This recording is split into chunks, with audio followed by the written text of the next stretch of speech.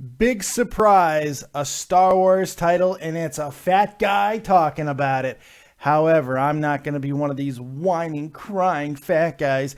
There's no crawl in Star Wars. No, I'm going to tell you why you need to shut the hell up about it and be glad that they're not putting the crawl in. We're going to talk about that and a whole lot more right here, right now on Dead on Dave Productions. Let's go to that intro.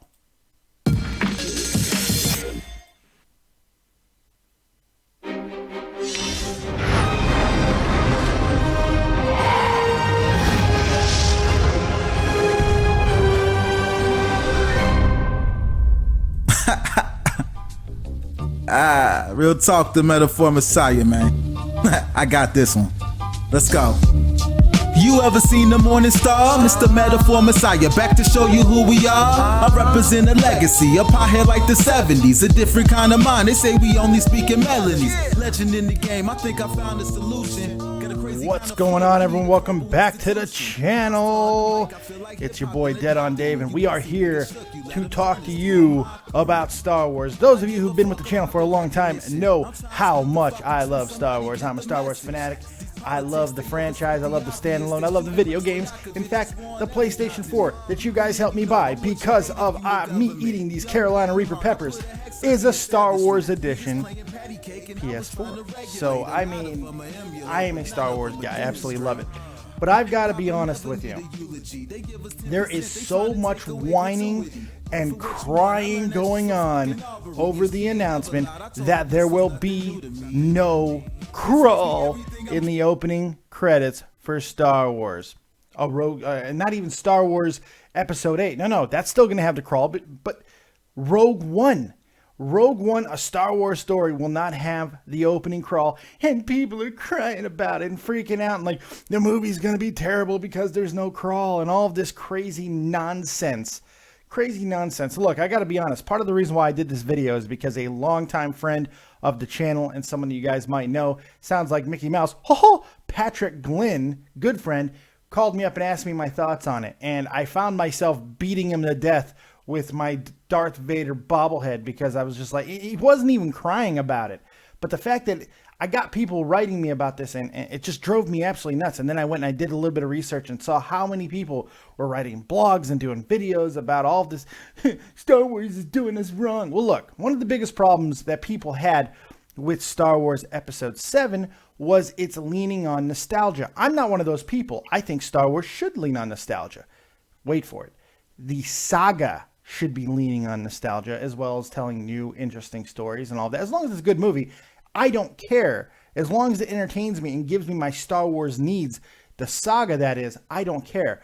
However, the standalone movies are different. The standalone movies, I feel, should have their own identity. The standalone movies, I feel, should be differentiating from the saga. I think it's very important. I think for it to be a good movie and tell a good story, even when one that relates so heavily to the main storyline and focus of Star Wars, especially A New Hope, I think it has to stand on its own. And not having a crawl, I think, is a really, really good way. Look, the crawl's kind of lame anyway. I know people are going to friggin' lose their minds over that, but we've seen it so many times now. And the fact is, what does it do?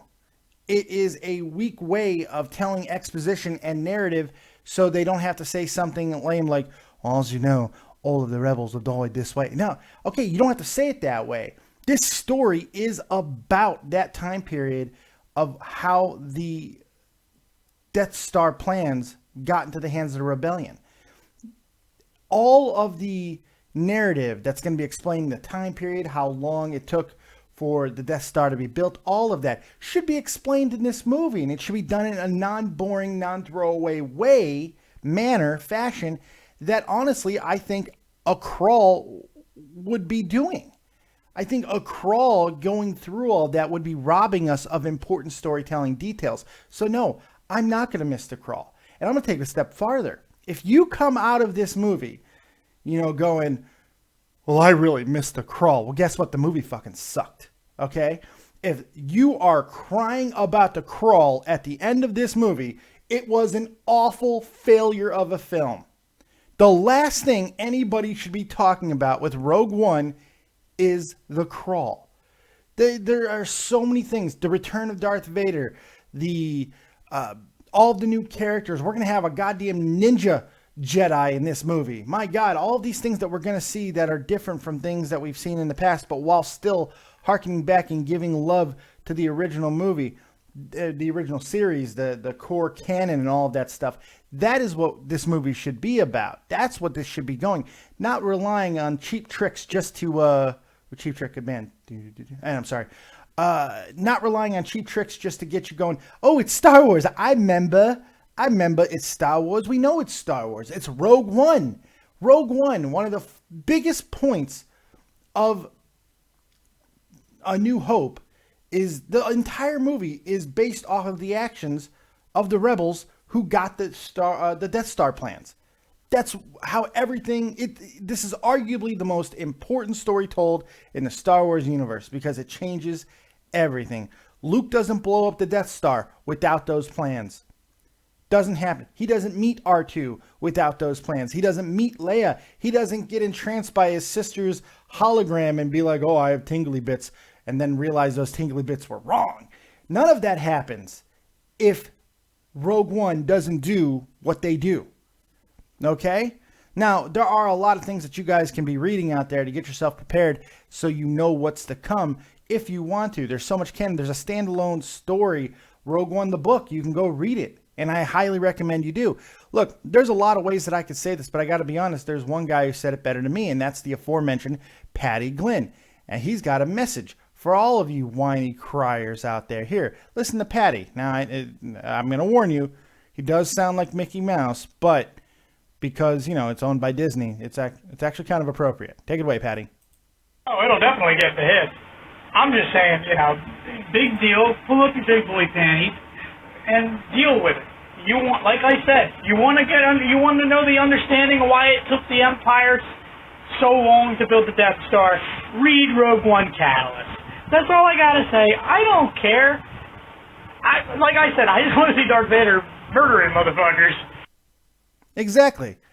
You just want to see Darth Vader murdering motherfuckers. That's what a lot of people want to see, and there's nothing wrong with that. It's going to be awesome. It's going to be a fun movie. I can't wait. I do not go to the theater much anymore because I live here in Germany.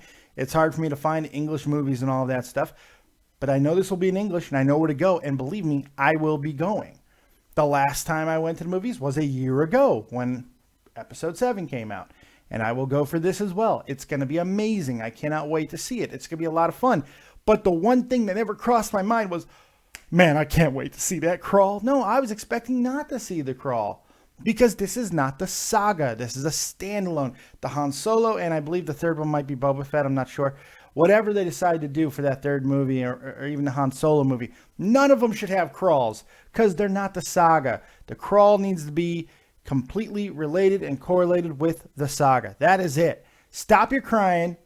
Get your money out. Go watch the movie and don't think about the crawl. Don't cry about the crawl. Don't whine about the crawl. And certainly don't post messages about the crawl. Because I don't think there's any good reason to be missing the crawl.